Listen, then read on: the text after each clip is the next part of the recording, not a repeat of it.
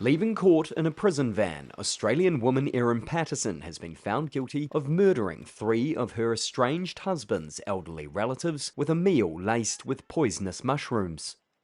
The 50-year-old was convicted on Monday of 3 counts of murder and 1 count of attempted murder, ending a 10-week trial that's captivated the country and made headlines around the world. Victorian Police Detective Inspector Dean Thomas, after the verdict, urged the public and media to respect the privacy of the grieving families. I think it's very important that we remember that we've had 3 people. 3 people have died, and we've had a person that nearly died and was seriously injured as a result, and that has led to these charges. I ask that we acknowledge those people and not forget them.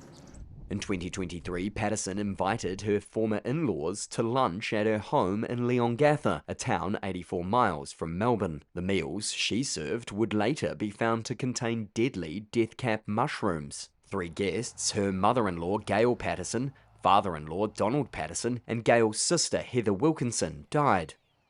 Heather's husband, Ian Wilkinson, survived after spending weeks in hospital.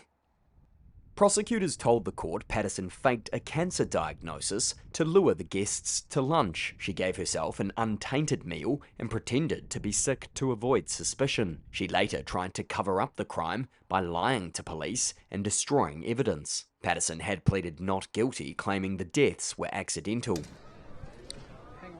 She was the only witness in her defense, spending 8 days on the stand. She said she lied about cancer because she was embarrassed to admit she was actually having weight loss surgery. She claimed she had not become as ill as her guests because she secretly binged on a cake and then made herself sick.